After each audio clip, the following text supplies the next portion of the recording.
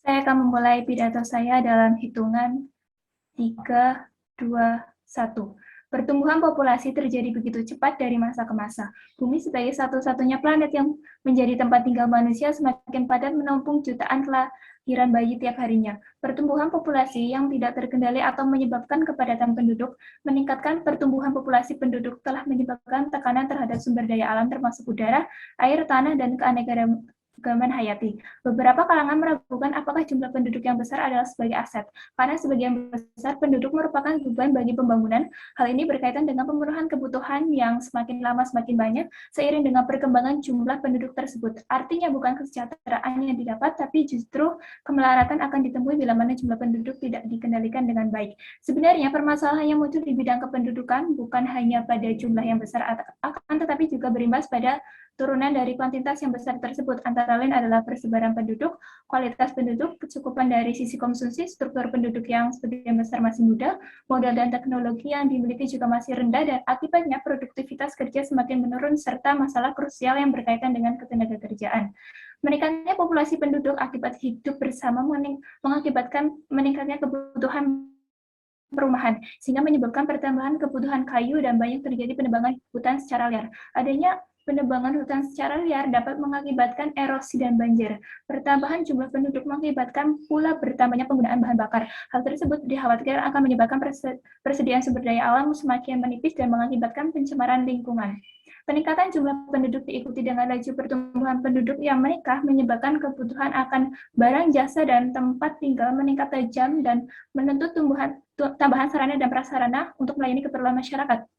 Akan tetapi, alam memiliki daya dukung lingkungan yang terbatas. Kebutuhan yang terus-menerus meningkat tersebut pada gilirannya akan menyebabkan penggunaan sumber daya alam akan sulit dikontrol.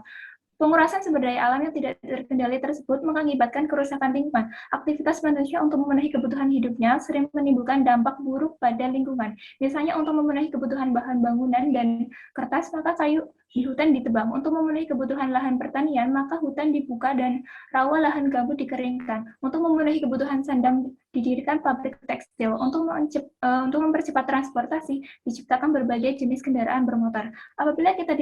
Apabila tidak dilakukan dengan benar, aktivitas seperti contoh tersebut lambat laun akan menimbulkan pencemaran lingkungan dan kerusakan ekosistem. Jadi kepadatan yang tinggi juga dapat mengakibatkan pencemaran lingkungan dan kerusakan ekosistem. Selain itu, keadaan yang padat menyebabkan terbatasnya ruang gerak. Akibatnya dapat memberikan dampak negatif pada kesehatan penduduk. Misalnya penduduk mudah terjangkit penyakit menular, kebutuhan udara bersih tidak terpenuhi, atau banyaknya sampah rumah tangga yang tidak dibuang pada tempatnya. Hal ini merupakan fenomena yang terjadi karena program penahan laju pertumbuhan penduduk yang belum berhasil. Secara global, masalah kependudukan sangat kompleks terjadi. Melihat banyaknya kecarut-marutan yang terjadi jika populasi meningkat, kami percaya bahwa pilihan hidup sendiri adalah pilihan yang baik yang dampaknya akan terasa di masa depan nanti. Stance kami adalah mendukung pemerintah harus secara aktif mempromosikan hidup sendiri, karena setelah digambarkan sebelumnya, jika kepadatan populasi terus terjadi dan semua memilih untuk menikah, maka kerusakan lingkungan dan ekosistem serta permasalahan lainnya akan terus bertambah, dan pada ujungnya negara yang akan mengalami kekacauan, baik dari segi ekonomi, lingkungan, ketenagakerjaan, sosial, dan kesehatan. Seperti isu tentang masalah kependudukan, persoalan ini menjadi penting dan selalu hangat dibahas karena menyangkut kehidupan semua. Persoalan kependudukan menjadi prioritas utama yang harus dicari solusi untuk menunjang pembangunan negara. Pemerintah mempromosikan hidup sendiri merupakan langkah yang benar dalam mengatasi laju populasi yang tinggi dan pencegahan kerusakan alam yang ada. Jika hal tersebut tidak dilakukan, dikhawatirkan akan mempengaruhi generasi di masa depan yang akan menerima dampak yang buruk, karena kinerja yang didasarkan pada efektivitas long term atau jangka panjang merupakan suatu langkah brilian yang dilakukan pemerintah. Lalu jika bercerita mengenai kebebasan untuk hidup sendiri atau tidak menikah, penilaian sosial terhadap seorang yang belum menikah atau tidak menikah memang terkesan tidak menyenangkan. Di negara-negara dengan piramida tua, kecenderungan hidup sendiri sudah menjadi gaya hidup dan bukan hal baru lagi secara sosial, karena mereka merasa bahwa kesejahteraan dan kestabilan bisa mereka rasakan ketika tidak menikah. Tapi bagi Indonesia dan negara-negara Asia, kecenderungan untuk memilih hidup lajang selamanya belum menjadi tren sosial, padahal ini bisa menjadi pilihan yang bagus demi menciptakan kehidupan masa depannya lebih baik. Seperti yang kita ketahui bahwa keadaan bumi kita sudah sangat memprihatinkan. Pencegahan populasi dan memilih hidup sendiri adalah cara yang bisa dilakukan untuk menyelamatkan bumi dan masa depan. Tetapi jauh dari pilihan untuk hidup sendiri demi menyelamatkan alam, pilihan untuk hidup sendiri tanpa menikah selamanya adalah pilihan pribadi seseorang. Tidak hanya wanita, tapi juga pria yang karena suatu alasan pribadi memilih untuk hidup tanpa nikah. Pandangan bahwa seseorang harus menikah adalah nilai yang ditentukan oleh norma sosial di sekitar kita. Norma sosial memang tidak memandang kasus per kasus setiap individu. Siapa yang menentukan norma sosial bisa diperdebatkan. Atau kenapa harus menuruti sebuah norma bila norma itu tidak lagi sesuai dengan keadaan pribadi. Sebagaimana norma lain misalnya bahwa sebuah keluarga harus punya mobil, rumah, tanah luas, dan sebagainya. Siapa yang mewajibkan seseorang harus tunduk pada norma itu? Menikah atau tidak, seseorang tetap bisa menyumbangkan tenaga dan pikirannya pada kemanusiaan atau kemuliaan dirinya. Mereka tetap bisa menikmati hidup dan berfungsi secara sosial. Jika alasan menikah karena menuruti norma, maka pilihan tersebut bisa memberi efek bumerang yang justru membuat seseorang tidak lagi menikmati hidup sepenuhnya dengan bermakna. Keluarga kesejahtera mampu memenuhi kebutuhan hidup spiritual dan material yang layak bertakwa kepada Tuhan Yang Maha Esa, memiliki hubungan yang sama, selaras, seimbang antara anggota keluarga dengan masyarakat dan lingkungan. Dalam membina dan mengembangkan keluarga diperlukan upaya yang menyangkut aspek keagamaan, pendidikan, kesehatan, ekonomi, sosial budaya, kemandirian keluarga, ketahanan keluarga, maupun pelayanan keluarga. Dengan demikian, keluarga sejahtera adalah keluarga yang dibentuk secara holistik dan terpadu atas semua indikator-indikator yang membentuknya. Tetapi pada kenyataannya, yang terjadi di lapangan justru sebaliknya. Indikator-indikator tersebut tidak terpenuhi dan secara maksimal dan artinya akan berdampak pada keluarga lalu lingkungan. Yang sering terjadi adalah ketidakmampuan keluarga dalam memenuhi kebutuhan dasar yang akhirnya berdampak buruk bagi asupan kalori dan status gizi bayi balita dan ibu, sehingga berikutnya berpengaruh negatif terhadap kesehatan keluarga dan tumbuh kembang anak. Padahal anak adalah generasi yang harus diberi asupan yang baik dan layak. Jika tidak, nantinya masa depannya akan dipertaruhkan. Hal-hal tersebut tidak hanya terjadi pada satu keluarga, tetapi banyak kasus serupa. Dan dampaknya akan berpengaruh pada keluarga, lingkungan, dan masa depan anak itu sendiri. Dan ujungnya akan menjadi beban dan tanggungan negara. Sehingga pemerintah harus secara aktif mempromosikan hidup sendiri dan demi kesejahteraan bersama, dan saya bangga menjadi tim pemerintah pembuka pada mosi ini. Terima kasih.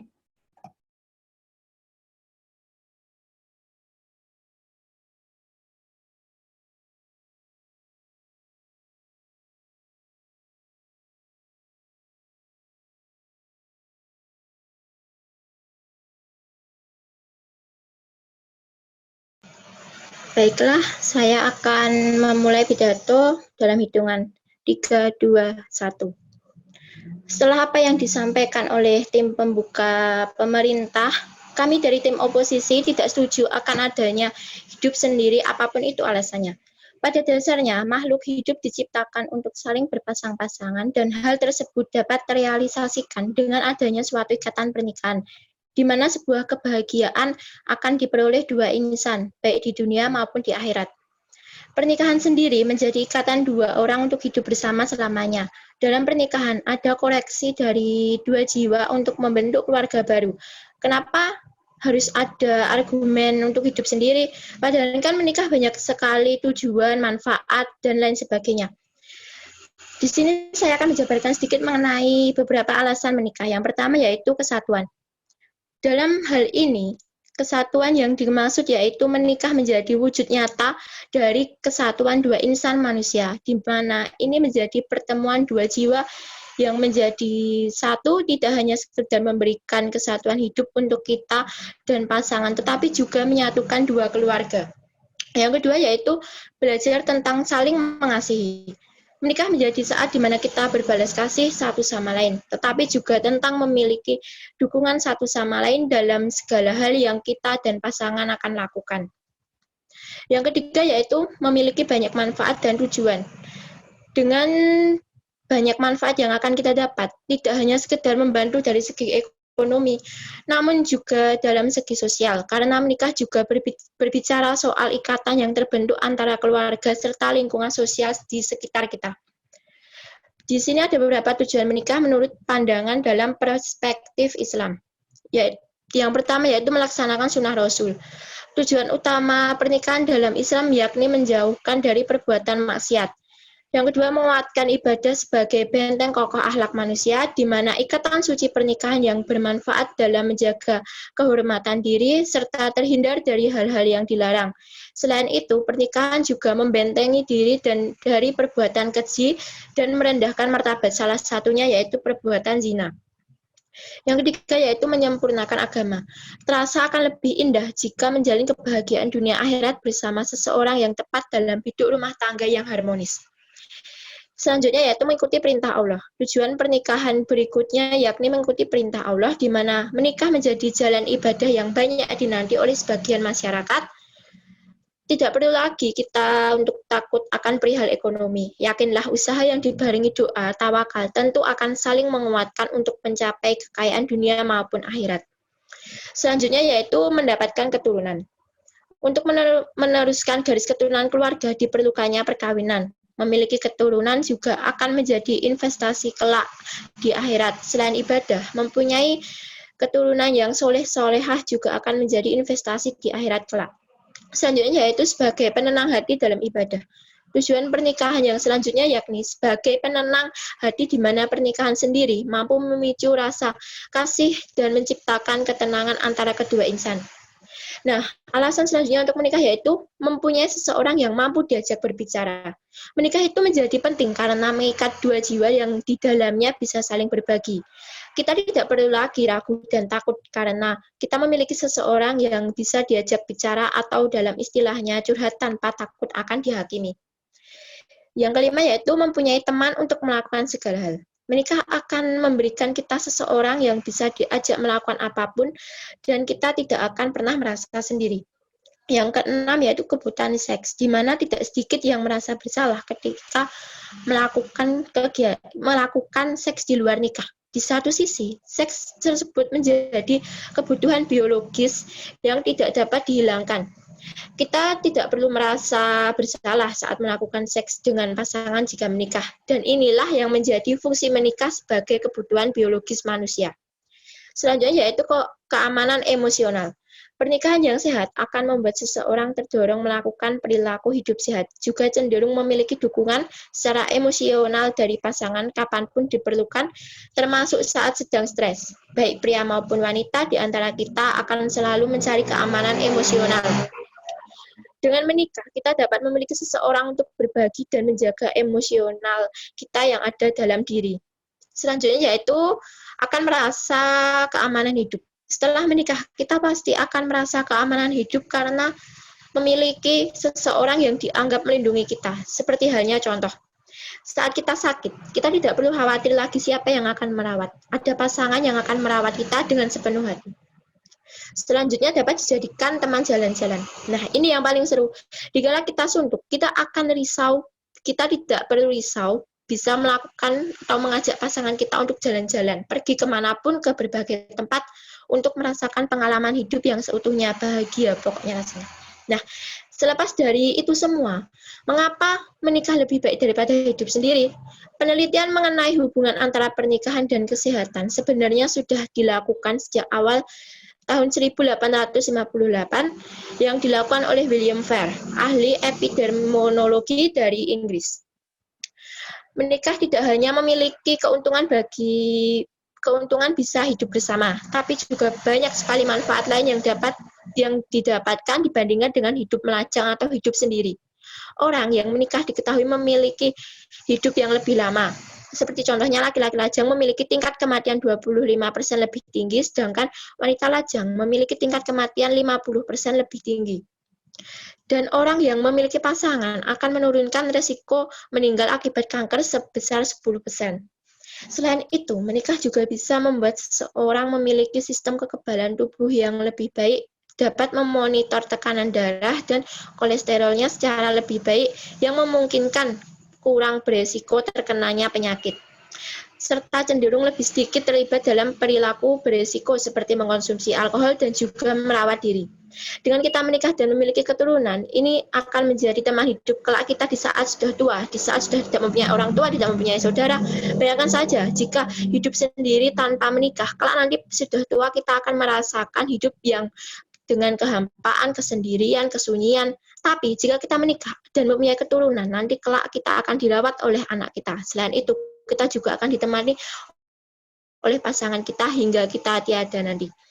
Apa tidak sedih jika hidup sebatang kara di masa senja, di saat tubuh sudah tidak kuat lagi? Ya, waktu masih muda, tubuh masih kuat, masih bisa melakukan apa-apa sendiri. Kalau sudah tua, kita pasti akan susah sekali.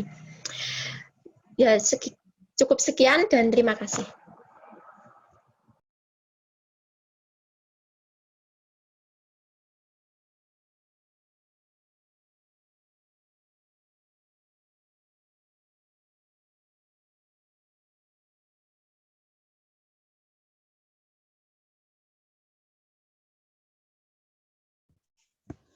Baik, sebelumnya untuk interupsi bisa dikatakan secara langsung dengan mengatakan interupsi, karena saya tidak akan membuka chat Zoom. Saya Viola Larasito sebagai pembicara kedua tim pemerintah pembuka akan memulai pidato dalam hitungan 3, 2, 1. Izin menyanggah argumen yang disampaikan oleh pembicara.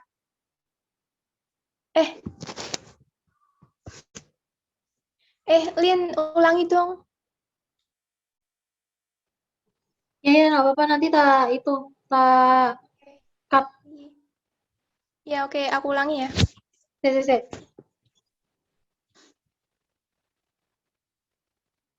Tadi nge-lag nggak sih? Pas apa? Enggak kok. Anjir, tapi kuwi sih sondoi. Ya, Mas, yuk. Pemerintah pembuka kedua. Oke. Baik, sebelumnya untuk interupsi bisa dikatakan secara langsung dengan mengatakan interupsi, karena saya tidak akan membuka chat Zoom. Saya Viola Larasito sebagai pembicara kedua tim pemerintah pembuka akan memulai pidato dalam hitungan 3, 2, 1. Izin menyanggah argumen yang disampaikan oleh pembicara pertama dari tim oposisi pembuka. Yang pertama, terkait penyampaian argumen bahwa menikah itu penting, yaitu untuk belajar mengasihi dan agar mempunyai seseorang untuk diajak berbicara. Perlu diketahui bahwa untuk mengasihi dan mempunyai seseorang untuk diajak berbicara tidak harus melakukan pernikahan terlebih dahulu. Kita bisa belajar mengasihi dengan saling berbagi kepada orang lain yang lebih membutuhkan dan hal tersebut tentunya lebih bermanfaat. Yang kedua, kami tidak mengerti mengapa argumen yang disampaikan hanya memandang dari satu perspektif saja, yaitu dari salah satu keyakinan yang ada di Indonesia. Padahal di Indonesia sendiri terdapat 6 agama atau keyakinan yang diakui. Hal tersebut dinyatakan dalam penjelasan pasal 1 Undang-Undang 1/PNPS/1965 disebutkan bahwa terdapat 6 agama yang dipeluk penduduk Indonesia. Yang pertama Islam, yang kedua Kristen, yang ketiga Katolik, yang keempat Hindu, yang kelima Buddha, dan yang keenam Konghucu. Jika argumen dari tim oposisi tadi digunakan untuk menjadi dasar kebijakan baru oleh pemerintah, maka hal tersebut tentunya akan memicu perdebatan dalam masyarakat umum dan timbul keraguan dari masyarakat kepada pemerintah bahwa pemerintah hanya memihak satu sisi saja. Kemudian, saya akan menegaskan mengapa kasus yang dibawakan ini penting, bahwasanya pemerintah harus secara aktif mempromosikan hidup sendiri. Yang pertama, berdasarkan data administrasi kependudukan atau Adminduk per Juni 2021, jumlah penduduk Indonesia adalah sebanyak 272 jiwa, di mana 137 jiwa adalah laki-laki dan 134 jiwa adalah perempuan, dengan luas daratan Indonesia sebesar 1,9 juta kilometer persegi, maka kepadatan penduduk Indonesia sebanyak 141 jiwa per kilometer persegi. Hal tersebut menjadikan Indonesia berada di peringkat 4 dengan memiliki 3,5% dari jumlah populasi penduduk dunia. Kami di sisi pemerintah percaya bahwa hidup mandiri harus secara harus secara aktif dipromosikan untuk mengantisipasi meningkatnya pertumbuhan laju penduduk akibat pernikahan. Peningkatan jumlah penduduk yang tidak terkendali jika terus-menerus dibiarkan maka akan terjadi ledakan penduduk dan memberikan dampak yang buruk bagi kehidupan sosial ekonomi masyarakat. Contohnya, masalah kemiskinan dan pengangguran. Semakin tinggi angka kepadatan penduduk, semakin tinggi pula tingkat kemiskinan dan pengangguran. Kemiskinan adalah suatu kondisi saat seseorang atau kelompok tidak mampu untuk memenuhi kebutuhan dasarnya seperti kebutuhan pangan, sandang, tempat tinggal, pendidikan, serta kesehatannya layak. Di Indonesia sendiri tercatat bahwa penduduk miskin bertambah dari 9,78% menjadi 10,14%. Sementara penduduk miskin ekstrim meningkat dari 3,8% tahun 2020 menjadi 4% tahun 2021.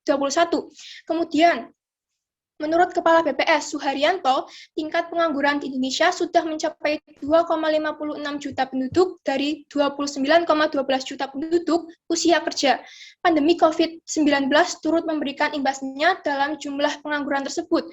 Sementara itu, untuk membawa Indonesia menjadi negara maju pada tahun 2045, Indonesia harus bisa mengurangi tingkat kemiskinan yang saat ini masih tinggi.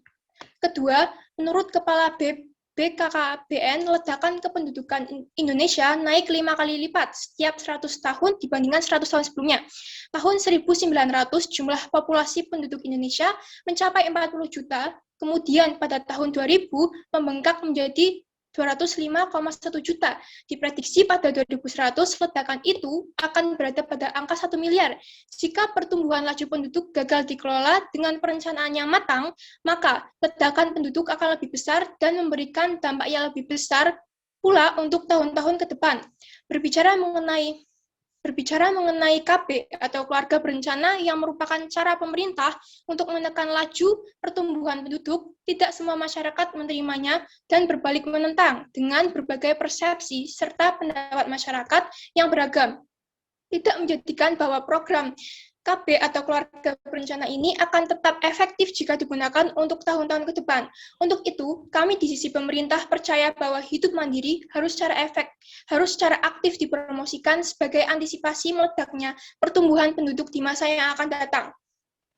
Ketiga, kepadatan penduduk dapat berdampak pada kerusakan lingkungan. Salah satu contohnya adalah di daerah Kampung Baru, Penjaringan, Jakarta Utara. Pada September tahun 2019, masyarakat dihebohkan dengan tumpukan sampah yang sampai memenuhi jalanan, bahkan merembet ke rumah warga. Kondisi rumah di kampung tersebut berdempetan.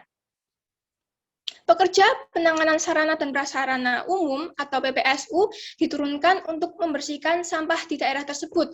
Namun, pembersihan itu mengalami kendala karena petugas PPSU tidak dapat membersihkan semua sampah yang ada karena ternyata sampah tersebut telah menumpuk sejak beberapa tahun dan karena adanya pemukiman di daerah tersebut menyebabkan adanya tumpukan sampah. Kasus tersebut membuktikan bahwa Indonesia masih dihadapkan dengan permasalahan kepadatan penduduk dan pemukiman yang dapat merusak lingkungan serta kondisi alam di sekitarnya. Keempat, mengapa kami di sisi pemerintah percaya bahwa hidup mandiri harus dipromosikan adalah terkait angka perceraian di Indonesia. Badan Kependudukan dan Keluarga Berencana Nasional Hastowardoyo mengungkapkan angka perceraian di Indonesia makin tinggi dan merata hampir di seluruh daerah. Tahun 2013 lalu, Badan Kependudukan dan Keluarga Berencana Nasional juga mengabarkan bahwa angka perceraian Indonesia menduduki peringkat tertinggi di Asia Pasifik. Banyaknya perceraian dapat menghambat pembangunan keluarga Indonesia. Tingginya angka perceraian ini menunjukkan disharmoni keluarga Indonesia makin lebar. Kondisi ini harus segera diatasi, karena jika tidak akan menghambat pembangunan keluarga dan dampak luasnya terhadap kualitas generasi bangsa ke depan. Hasto mengatakan, mestinya program generasi berencana ini yang dibuat BKKBN efektif untuk mencegah terjadinya perceraian. Genre semestinya tidak hanya sebatas program kerja, tapi memberikan dampak besar terhadap pembangunan keluarga sejahtera. Berdasarkan argumen yang telah disampaikan, saya bangga berada pada tim pemerintah. Terima kasih.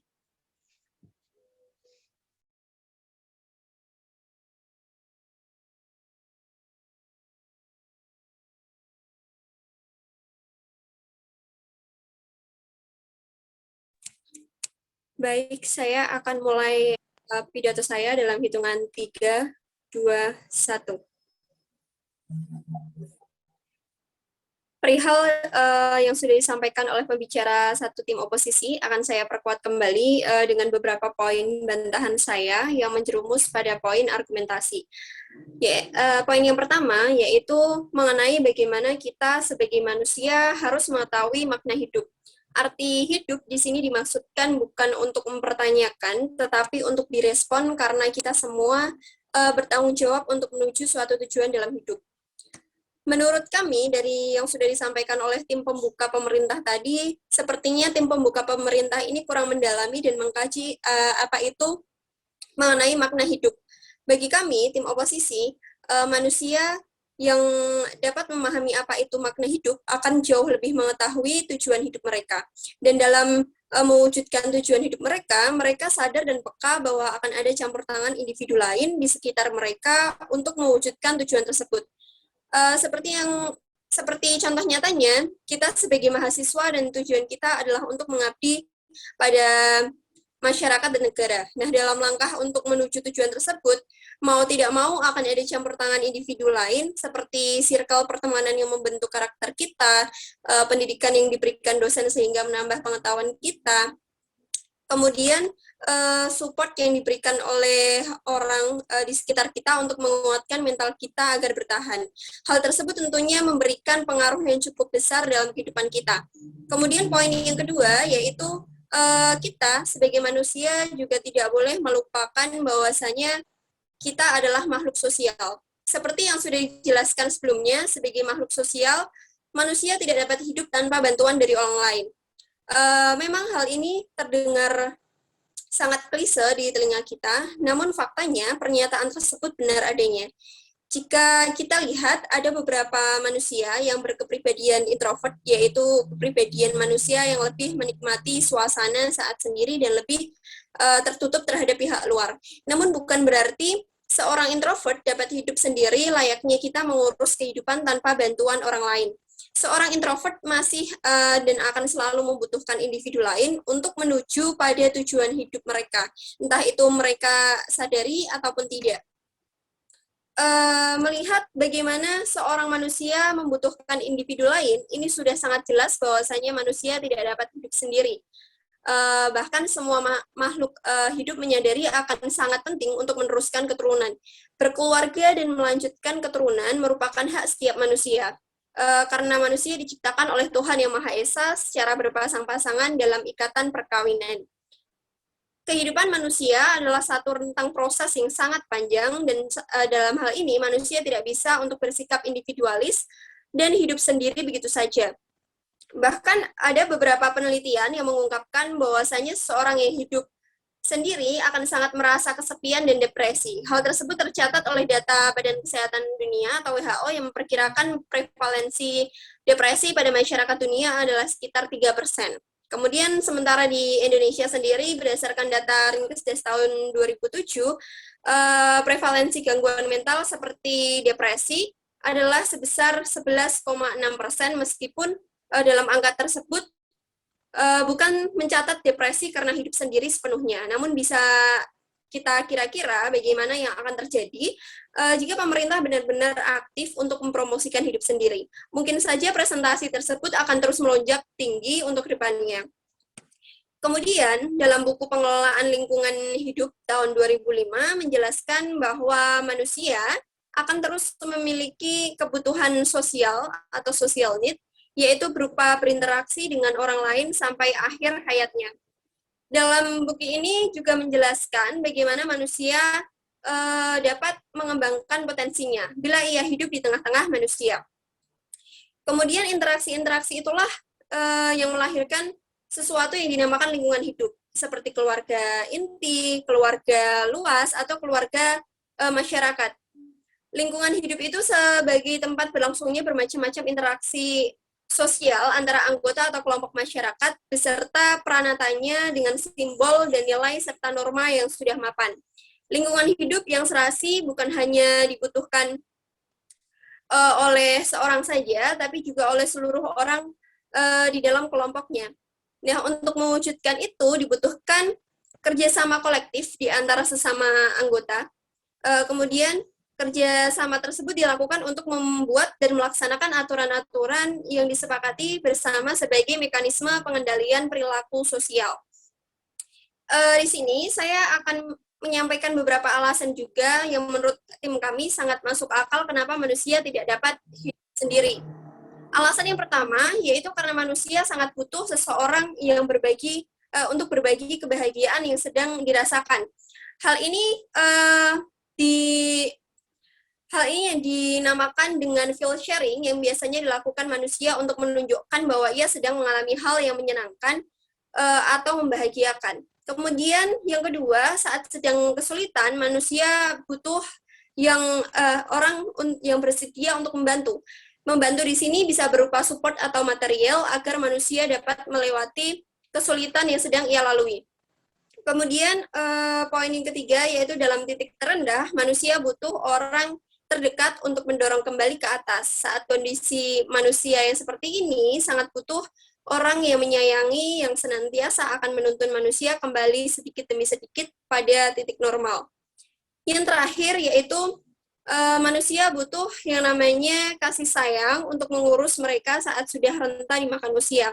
Sejauh apapun manusia menghindar, manusia akan dihadapkan dengan masa tua dan itulah yang harus dipikirkan. Saat masa-masa ini tiba, yang dibutuhkan manusia hanyalah kasih sayang yang diterimanya dari pasangan maupun keluarga dari keturunan mereka sendiri.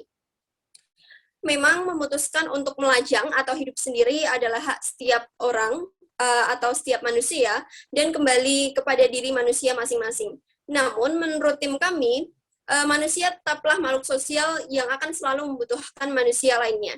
Sekian dari saya, terima kasih.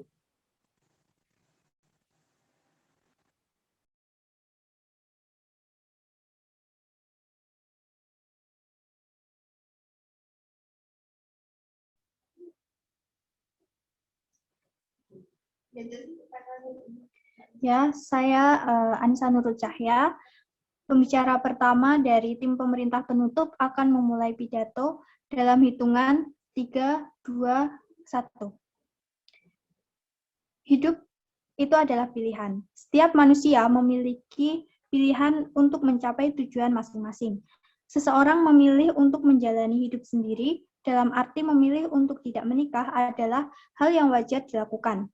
Tidak semua manusia harus disamakan. Pandangan hidup seseorang untuk memilih hidup sendiri maupun hidup bersama pasangan adalah hal yang harus ditentukan dan dipikirkan secara matang. Banyak hal yang harus dipertimbangkan dalam menentukan pilihan. Seseorang yang memilih hidup sendiri memang tidak mudah, tetapi dengan hidup sendiri atau memilih tidak menikah adalah pilihan yang tepat bagi seseorang yang ingin mencapai tujuan hidup seperti karir dan kebahagiaan mereka dengan cara dan jalannya sendiri tanpa adanya gangguan atau pengaruh pasangan yang bisa saja menghambat tujuan-tujuan hidup mereka tadi.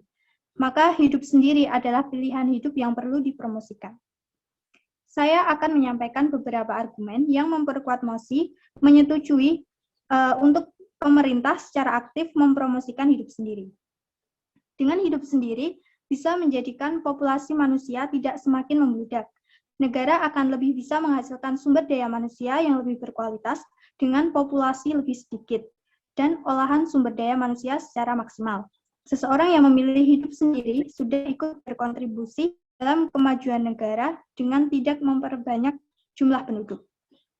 Selain itu, bisa juga kita lihat dari segi kehidupan. Hidup berkeluarga terkadang terlihat menyusahkan dan menimbulkan banyak hal yang tentu sulit bagi beberapa orang. Banyak hal yang ditakutkan dalam pernikahan seperti halnya dalam keadaan sekarang ini, bahwa seseorang takut akan adanya campur tangan tradisi. Biasanya seseorang menikah karena tekanan dari lingkungan sekitar sebagai tradisi yang harus dilakukan. Tentu hal ini membuat permasalahan baru dalam keberhasilan seseorang mencapai tujuan. Dengan hidup sendiri, manusia lebih bebas dari tradisi-tradisi yang mengikat, bahkan hanya karena ikatan-ikatan tadi bisa menyebabkan hubungan rumah tangga yang sulit dijalani dan tentu membuat berbagai hal yang mengancam kebahagiaan seseorang, seperti halnya berakhir perceraian. Pandangan perceraian inilah yang tentu dipikirkan 2 kali oleh seseorang yang memutuskan untuk menikah. Seseorang juga bisa sangat berubah setelah menikah. dan kebanyakan seseorang tidak bisa menerima perubahan tersebut. Menikah adalah salah satu perubahan terbesar yang pernah dialami dalam hidup. Seseorang beralih dari kehidupan lajang menjadi mengikat diri secara hukum kepada orang lain, yaitu menjadi istri atau suami seseorang. Itu adalah langkah besar yang harus dipertimbangkan. Ditambah pernikahan cenderung datang dengan banyak perubahan lain, seperti harus pindah rumah, punya anak, dan lain sebagainya. Perubahan tadi secara tidak langsung dapat menimbulkan berbagai masalah sosial, perekonomian, dan aspek lainnya. Untuk menyelesaikan kasus seperti ini, pemerintah perlu secara aktif mempromosikan agar orang-orang dapat memilih untuk hidup sendiri. Argumen selanjutnya yaitu bahwa dengan memilih hidup sendiri itu tetap bisa bahagia, walaupun di negara kita, Indonesia, memiliki stigma bahwa hidup sendiri adalah hal yang negatif. Padahal hasil dari berbagai penelitian menyebutkan bahwa hidup sendiri tidak selalu identik dengan hal yang menyedihkan atau kesepian. Orang lajang bisa menjalani hidup bahagia dan hidup yang memuaskan. Sebagai contoh, orang yang memiliki jenis hubungan yang beragam cenderung merasa lebih puas dengan kehidupan mereka. Di sisi lain, pasangan yang baru menikah atau tinggal bersama justru membuat mereka rentan terhadap kesehatan mental yang lebih buruk.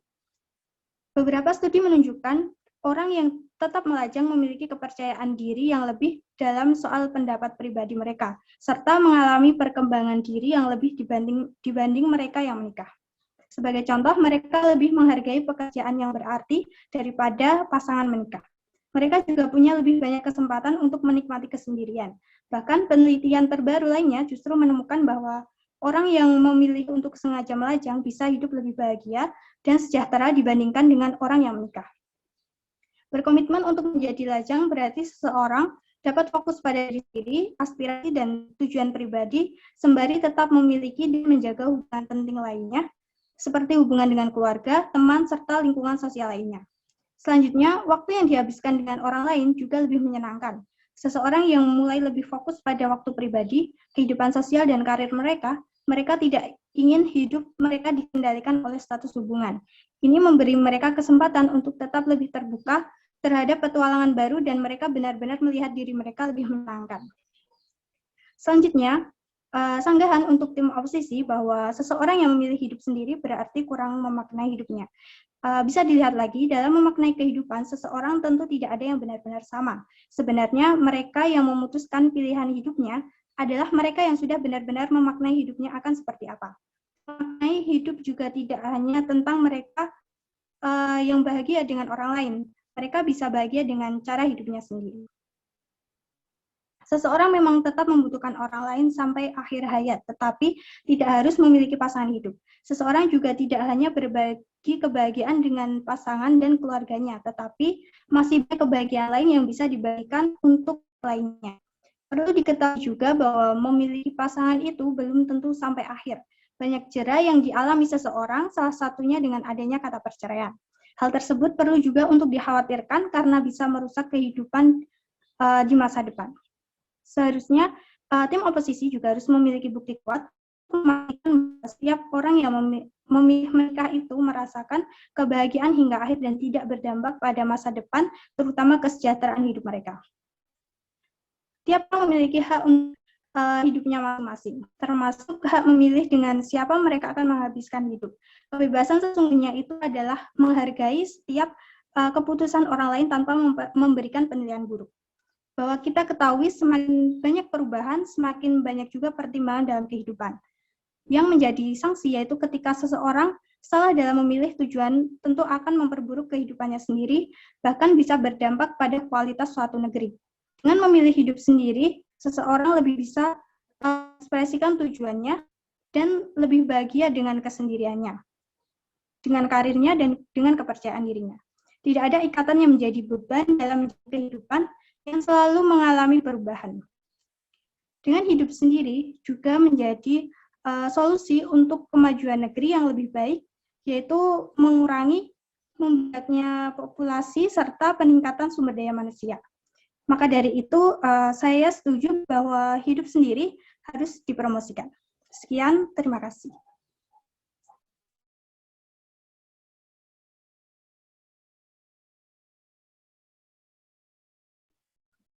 Baik, selanjutnya perkenalkan saya Karolina sebagai pembicara 1 tim oposisi penutup. Saya akan memulai pidato saya dalam hitungan 3, 2, 1. Saya sebagai tim oposisi penutup tidak setuju dengan mosi debat pada hari ini. Karena manusia tidak dapat hidup sendiri, manusia membutuhkan manusia lain untuk hidup dan bertumbuh. Hal ini bukanlah kata-kata semata. Ini merupakan suatu realitas yang kita jalani sebagai manusia. Ada 2 argumen yang akan saya sampaikan terkait hal ini. Yang pertama, pentingnya manusia untuk hidup berkeluarga demi menghasilkan generasi bangsa yang berkualitas. Dalam hal ini, keluarga mempunyai peran yang penting untuk membangun masa depan bangsa. Seperti yang kita ketahui bersama bahwa masyarakat Indonesia saat ini jumlahnya mencapai lebih dari 250 juta jiwa. Hal ini menjadi bonus untuk mendorong pertumbuhan ekonomi yang nantinya dikelola oleh para generasi muda yang berkualitas.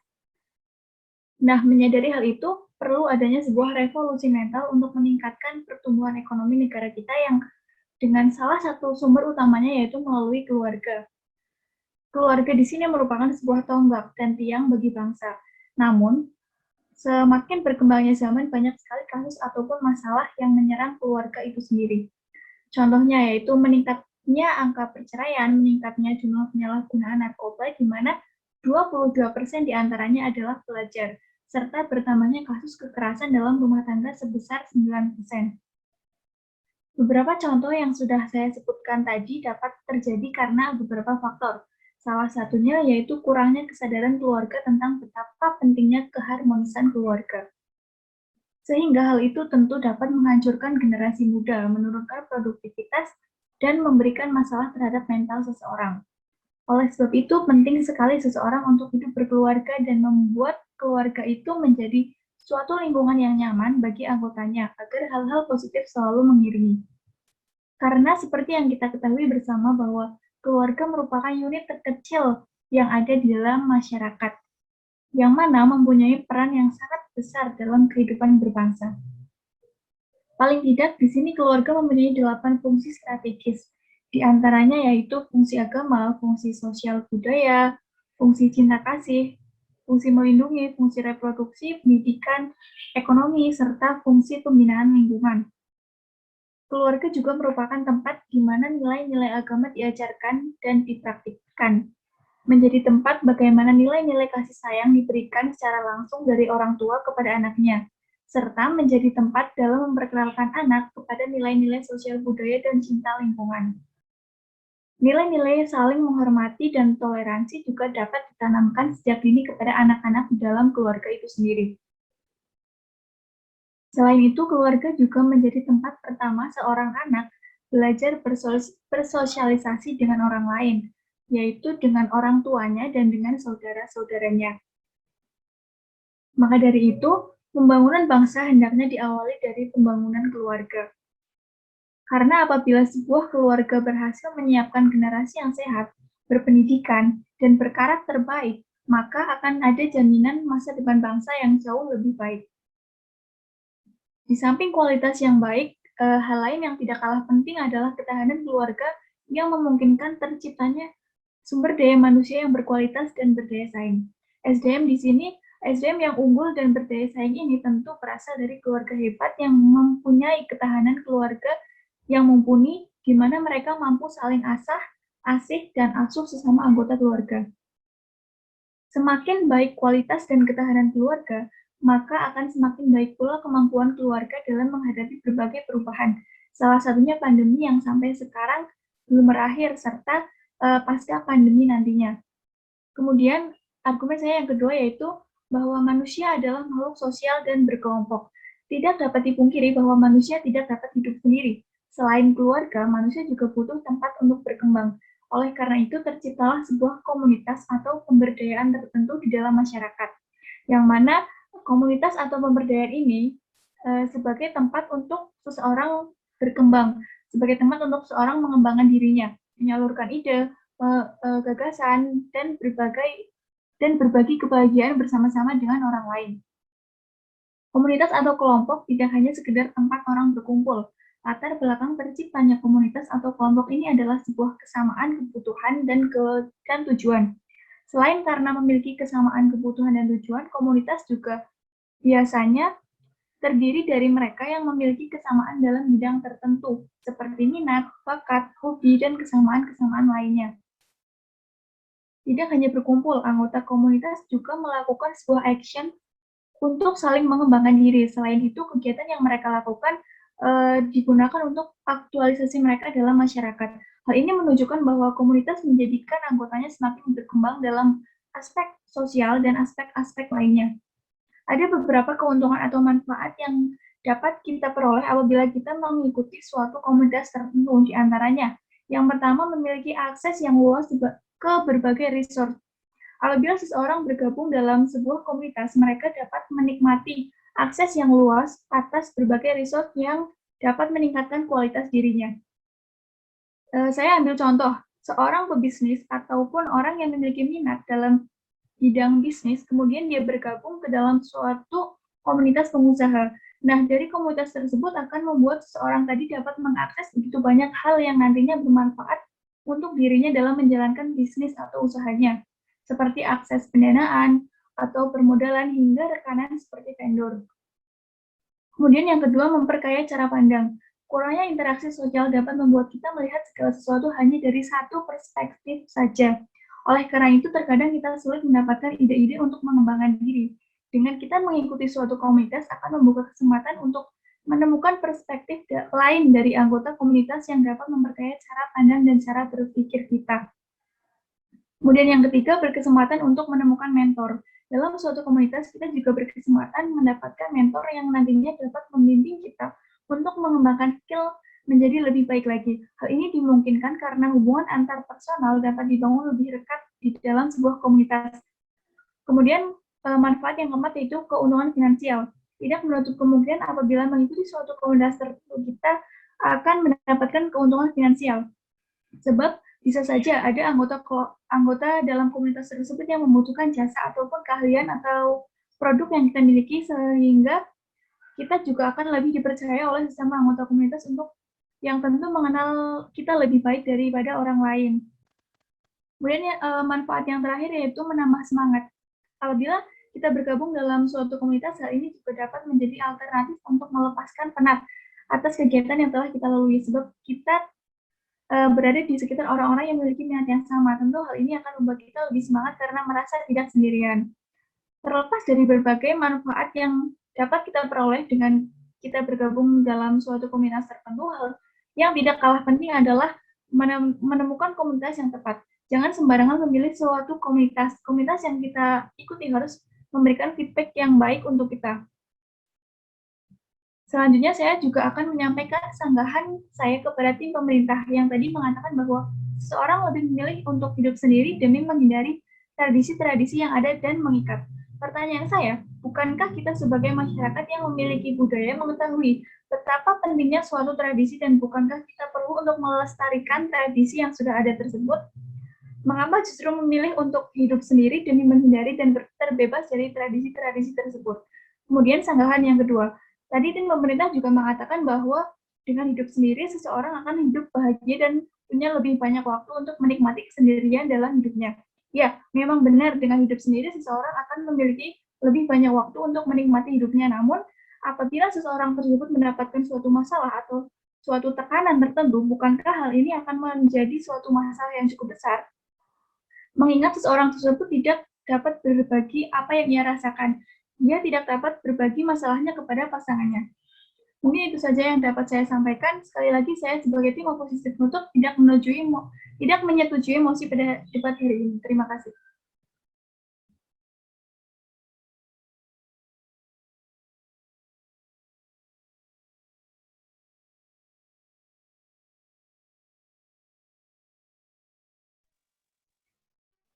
Baik, perkenalkan saya Dema Tufareka dari tim pemerintah penutup pembicara 2. Baik, saya akan memulai pidato saya dalam hitungan 3, 2, 1. Mengutip sebuah penelitian terbaru yang dimuat dalam jurnal Social Psychological dan Personality Science menyimpulkan bahwa apa yang menentukan kebahagiaan seseorang bukanlah status hubungan mereka, melainkan lebih kepada tujuan hidup Anda. Sampai saat ini, orang yang sengaja melajang terus saja mendapatkan stigma negatif, padahal hasil dari berbagai penelitian menyebutkan bahwa hidup sendiri tidak selalu identik dengan hal yang menyedihkan atau kesepian. Orang lajang bisa menjalani hidup bahagia dan memuaskan. Bahkan penelitian terbaru lainnya justru menemukan bahwa orang yang memilih untuk sengaja melajang hidup lebih bahagia dan sejahtera dibandingkan dengan orang yang menikah. Berkomitmen untuk menjadi lajang berarti Anda dapat fokus pada diri sendiri, aspirasi dan tujuan pribadi Anda, sembari tetap memiliki dan menjaga hubungan penting lainnya, seperti hubungan dengan keluarga, teman, serta lingkungan sosial lainnya. Sebagian besar responden dalam penelitian ini yang mengaku sengaja hidup melajang memiliki sahabat yang menyenangkan dan kehangatan, tidak ada alasan untuk tidak hidup dengan bahagia. Tidak hanya itu, terlepas apakah mereka tinggal sendirian atau bersama orang lain, orang yang lajang juga diketahui cenderung lebih aktif berpartisipasi dalam kelompok-kelompok masyarakat dan kegiatan umum. Sebaliknya, ketika seseorang memutuskan hidup bersama atau menikah, mereka cenderung tidak memikirkan dunia luar, bahkan ketika mereka belum memiliki anak. Nah, hal tersebutlah yang mungkin membuat sebagian orang sengaja tidak mencari pasangan dan memilih hidup melajang. Sesederhana hanya karena mereka memang benar-benar menikmatinya. Jadi pilihlah hidup untuk hidup sendiri dan melajang bukanlah sebuah kutukan, melainkan sebuah keinginan pribadi. Anda sendirilah yang bisa dan berhak untuk memutuskan apa yang benar-benar membuat Anda paling bahagia dan nyaman. Jikapun Anda pada akhirnya nanti memutuskan untuk mencari pasangan, keputusan tersebut pun semata-mata dibuat oleh Anda untuk kebahagiaan Anda sendiri. Bukan atas paksaan dorongan atau sindiran nyelekit dari orang sekitar Anda. Saya akan menjelaskan beberapa keuntungan atau sisi positif saat manusia hidup sendiri. Yang pertama, pikiran bersih. Pakar hubungan Susan Winder mengatakan sebuah hubungan cenderung atau mahal secara mental, mengelola keintiman dan kebersamaan. Dua insan harus mengisikan ruang dalam pikiran mereka. Meski hal ini tidak sengaja sadar dirasakan, namun mereka yang memiliki pasangan cenderung punya kapasitas fokus individu yang lebih sedikit dibandingkan ketika mereka melajang. Melajang dianggap memiliki ruang lebih untuk berpikir, bernafas, dan tumbuh. Mereka yang melajang juga lebih terbuka terhadap kemungkinan-kemungkinan hidup. Selanjutnya, yang kedua, lebih berani terhadap resiko yang diambil. Status lajang membuat seseorang lebih terbuka menghadapi kemungkinan-kemungkinan buruk dalam hidup. Ketika melajang, seseorang tak dihalangi siapapun untuk mengejar ambisinya. Yang ketiga, waktu bersama diri sendiri. Ketika memiliki pasangan, banyak orang berpotensi menjadi tak memiliki waktu untuk diri sendiri karena mereka jarang sendirian. Padahal ketika kita seorang diri, kita punya banyak kesempatan untuk lebih mengenal diri kita sendiri yang sebenarnya. Yang keempat, mengejar keinginan dalam hidup. Hal itu dinilai sebagai poin kritis seseorang untuk menemukan apa yang dicari dalam hidup. Momentum itulah yang digunakan untuk mengevaluasi dan merefleksikan hal-hal yang bisa dipelajari pada hubungan masa lalu. Yang kelima, bisa jadi skenario terbaik. Opsi pertama adalah bahagia sebagai lajang. Opsi kedua adalah berada dalam satu hubungan tapi tidak bahagia, sementara opsi lainnya adalah tidak bahagia sebagai lajang. Kita bisa menguatkan hubungan pertemanan kita dengan kerabat-kerabat terdekat, bisa memastikan hal-hal yang penting bagi diri kita dan mendesain hari-hari yang terbaik untuk kita. Yang keenam, lebih bertanggung jawab secara finansial. Melajang bisa membuat seseorang lebih independen dalam hal finansial. Menurutnya, seseorang yang melajang dan tidak berbagi biaya bersama orang lain, kondisi semacam itu akan cenderung memaksa diri sendiri untuk bisa mendapatkan uang sendiri, karena tidak tergantung kepada siapapun untuk hidup. Yang ketujuh, menjadikan diri sendiri prioritas. Memiliki pasangan adalah hal yang menyenangkan. Kita bisa berbagi banyak hal dan dengan pasangan kita, baik susah maupun senang. Tentu pasangan kita juga memerlukan hal yang sama. Namun, ketika melajang, kita diharuskan untuk fokus pada area dalam hidup kita yang membutuhkan perhatian. Area yang dimaksud mulai dari berolahraga, bersosialisasi dengan teman, ketertarikan pribadi, dan menghabiskan waktu sendiri. Ketika kita melajang, tidak ada gangguan yang bisa menjauhkan kita dari perawatan diri kita sendiri dan pengembangan diri kita sendiri. Belajar menikmati keadaan. Melajang tak perlu berarti kesepian. Faktanya, para pakar mengatakan kita bisa mendapatkan apresiasi ketika melajang. Hal ini berarti kita bisa cenderung bisa menikmati apa yang terbaik untuk diri kita. Ketika kita belajar untuk menikmati masa lajang, kita akan lebih selektif untuk memilih orang-orang yang akan menghabiskan waktu bersama dengan kita. Dengan demikian, kita menjadi lebih mampu meningkatkan kualitas kita. Yang ke-9, kepercayaan diri meroket. Ketika memiliki pasangan, terkadang kita berkegantungan kepada mereka lebih banyak daripada yang kita butuhkan. Melajang membuat kita punya kesempatan untuk mengeluarkan kekuatan dari dalam diri yang bisa dianggap sebagai manifestasi kepercayaan dari level tinggi. Kesepian melahirkan refleksi diri, dan refleksi diri melahirkan kepercayaan diri. Hal itu mungkin kita dapatkan ketika kita memiliki pasangan, karena kita selalu memikirkan pasangan kita. Selanjutnya, saya akan menyanggah untuk tim oposisi, yaitu berkeluarga tidak tentu menjadi sumber utamanya pertumbuhan ekonomi, dikarenakan jika keluarga tersebut bisa dan mampu dalam berpikir ataupun mampu dalam berpendidikan. Karena tidak semua pikiran manusia itu sama. Dalam artian tidak semua manusia itu mempunyai pikiran yang sama untuk memajukan peningkatan ekonomi di Indonesia ini. Lalu kemudian manusia dapat menyalurkan ide atau gagasan tidak hanya dengan cara menikah ataupun berpasangan, karena manusia dapat menyalurkan aspirasi idenya lewat teman atau kerabat kerjanya untuk mencapai tujuan atau apa yang dipikirkan oleh manusia tersebut. Manusia yang tidak menikah juga tidak mungkin tidak bisa bahagia, karena manusia yang tidak menikah juga pasti memiliki banyak teman, memiliki banyak kerabat kerja, memiliki banyak pengalaman untuk hidup sendiri, memiliki kesempatan untuk berbahagia dengan diri mereka sendiri.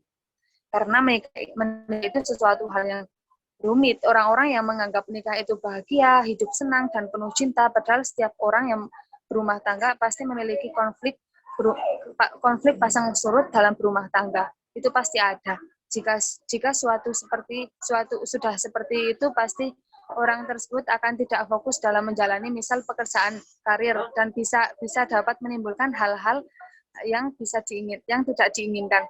Orang-orang yang kuat pasti bisa menjalaninya, namun jika tidak kuat atau tidak bisa menahan emosinya, pasti akan berujung pada perceraian. Karena banyak juga kasus di Indonesia yang tiba-tibanya membunuh pasangan rumah tangga itu sendiri, dikarenakan faktor kecemburuan, merasa tidak dihargai, ataupun merasa tidak diperhatikan. Semoga kita dijauhkan dari hal-hal tersebut. Terima kasih, sekian.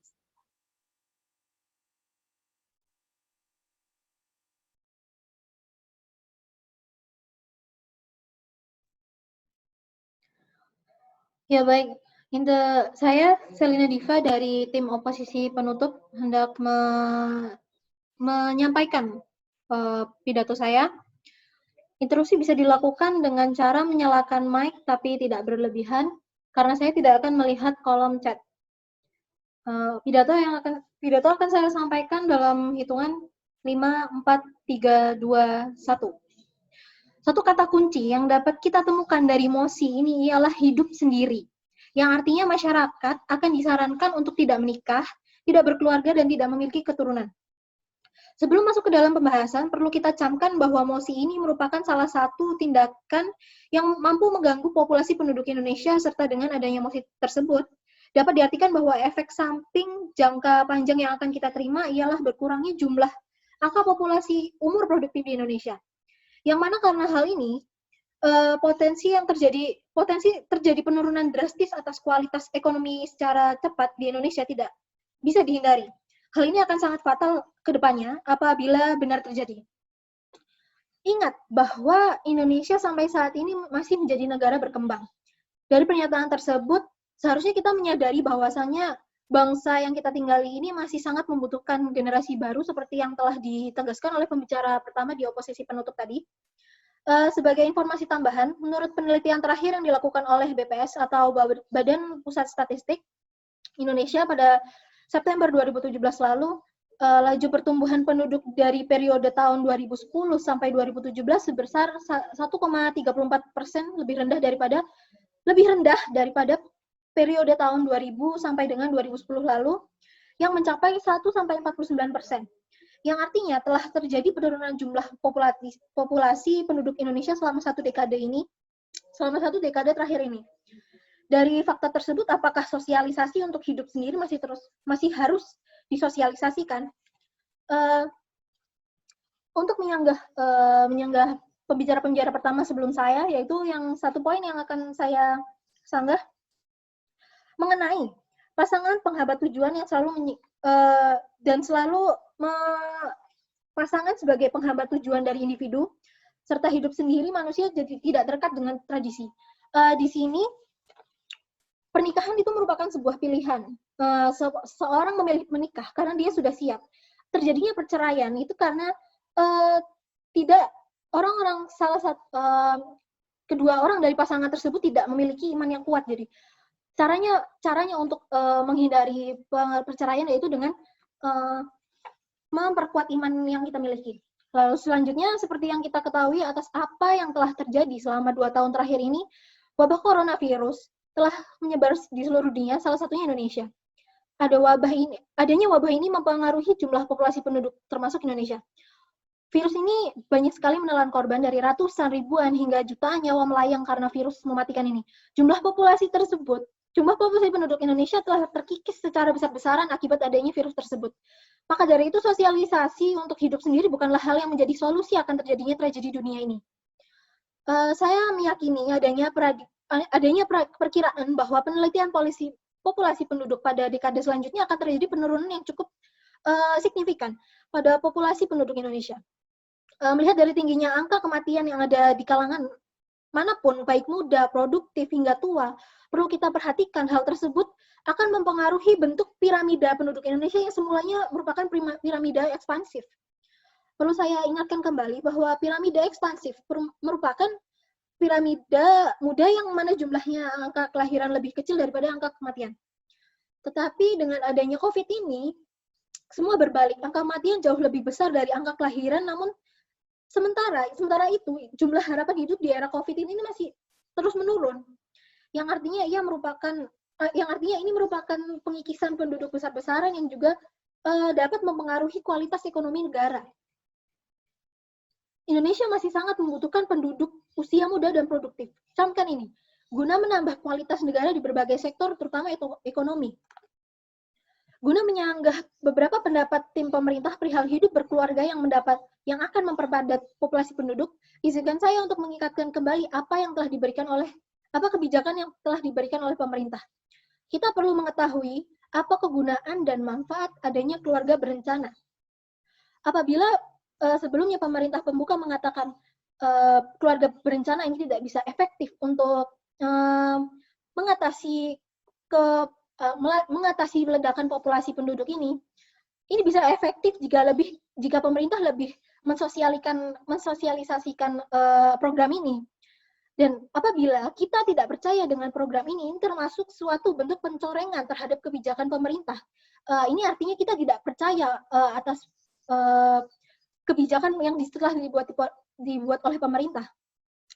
Harusnya kita tahu kegunaan keluarga berencana ini untuk apa, dan kita harus bisa memanfaatkannya dengan baik. Apabila masih banyak orang-orang yang menentang dengan kebijakan ini, seharusnya kita sebagai manusia yang bisa setuju dengan hal ini, bisa memposisikan diri, bisa ikut mensosialisasikan tentang program ini. Pemerintah mengadakan sistem keluarga berencana tentunya telah melewati serangkaian pertimbangan untuk mengendalikan populasi penduduk Indonesia. Mengapa harus risau mengenai populasi penduduk apabila kita tertib dalam mengikuti kebijakan mandat pemerintah untuk tidak memiliki terlalu banyak anak? Ini hal yang tentunya harus kita perlu camkan baik-baik.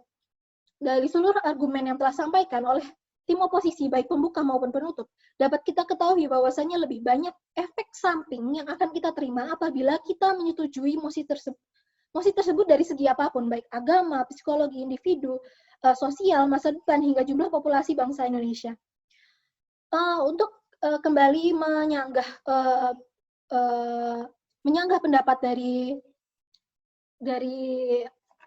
tim pemerintah, bahwasanya kepadatan penduduk akan merusak ekosistem. Hal tersebut itu justru kebalikannya. Manusia yang harusnya menjaga ekosistem.